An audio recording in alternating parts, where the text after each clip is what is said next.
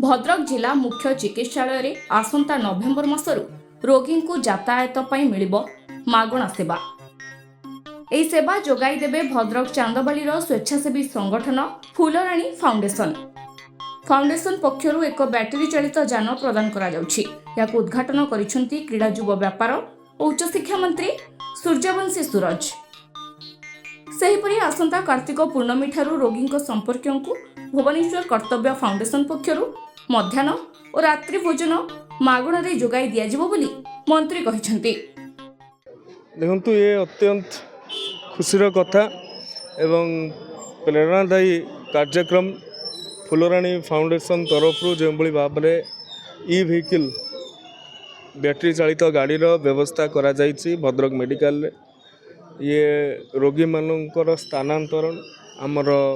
ये पुराना मेडिकल नुआ मेडिकल भी अच्छी सेठी मध्य रोगी बा जोठी रोगी हो पारे जोठी रोगी अटेंडेंट माने जावा आसबार असुविधा सम्मुखीन करुँच फुलराणी फाउंडेशन तरफ जोगे दि जाइए। निश्चित भाव में अन्य मानन पाई प्रेरणा साजिब मु आज दिन में कामना करुँची माननीय जिलापाल एवं स्वास्थ्य विभाग वरिष्ठ अधिकारी मानकर उपस्थिति रे एवं आउ एक खुशीर कथा जिला हॉस्पिटल रे रोगी माने अछंती रोगी मानन तो खाद्य जोगे दि जाउछि सरकार तरफ किंतु रोगी मानक जो अटेंडेंट अछंती सेमानक मध्य दुई जन उदीयमान व्यक्तित्व ललितेन्दु बाबू आउ निहार बाबूंकर कल्याणी फाउंडेशन अच्छी ता माध्यम रे से आसंता नवेम्बर मासरू कार्तिक पूर्णिमा भद्रक जिलार मुख्य चिकित्सालय रे 250 रु अधिक लोकों को दुई समय मध्याह्न रे और राति रे मागणा खाद्य सुषम खाद्य एवं सेटा फासीर सर्टिफाइड जोटा सेंट्रल एजेंसी रही खाद्यर मान परीक्षण करने निमंते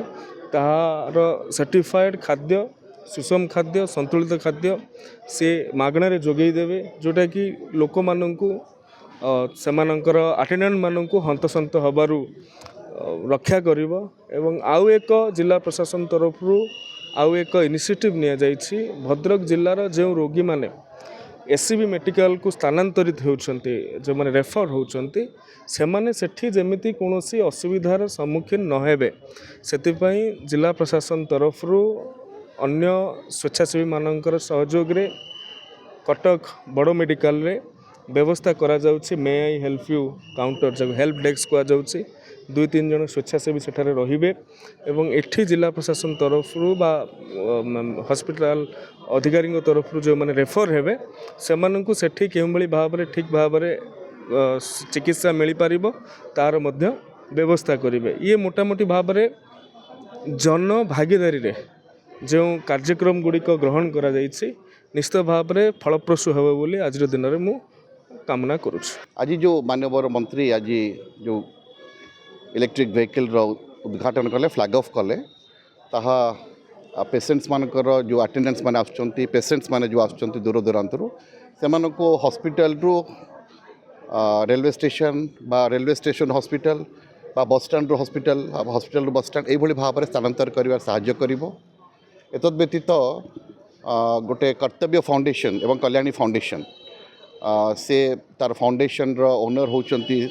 श्रीजुक्त ललितेन्दु जेना सी यही अंचलर अधिवासी सी इंडियन ऑर्डिनेंस फैक्ट्री सर्विस रे थिले से चाकरी छाड़ी वर्तमान गोटे एनजीओ करिछंती एवं से जहाँ समाज रू पाई से समाज को बर्तमान दबा को चाहूँगी से उद्देश्य रे सी आम हॉस्पिटल रे जो पेशेंट्स मानकर अटेंडेंट्स माने रहउछंती से अटेंडेंट्स मानकु सी लंच एवं डिनर पाखापाखि 250 रु 300 पैकेट्स प्रतिदिन से माने रोषे करिक आनी देबे एवं सहा फसाई माने food safety standards authority of India द्वारा मान निर्धारण करा जाइछि सेटा देबे ताहा से माने नवेम्बर 15 रु आरंभ करियो बोली जना पड़ुछि एवं आमे आशा करूछु नवेम्बर 15 बेलू पुराना जिला आमर जो हॉस्पिटल अच्छी डिस्ट्रिक्ट हेडक्वार्टर हॉस्पिटल नुआ बिल्डिंग को स्थानांतरित हो सारी तेणु आम आशा करुच्छू यहाँ निश्चित भाव में आमर भद्रक लोक बहुत सहायक हम। 14 6/2022 ତାରିଖଠାରୁ ଆରମ୍ଭ କରିକି ଅଦ୍ୟାବଧି କାମ କରୁଛି। ଆଜି ଦିନରେ ଏକ ଶୁଭ ମୁହୂର୍ତ୍ତରେ ଆମେ ଆମ ଫାଉଣ୍ଡେସନ୍ ତରଫରୁ ଏକ ଟୋଟୋ ବ୍ୟାଟେରୀ ଚାଳିତ ଟୋଟୋ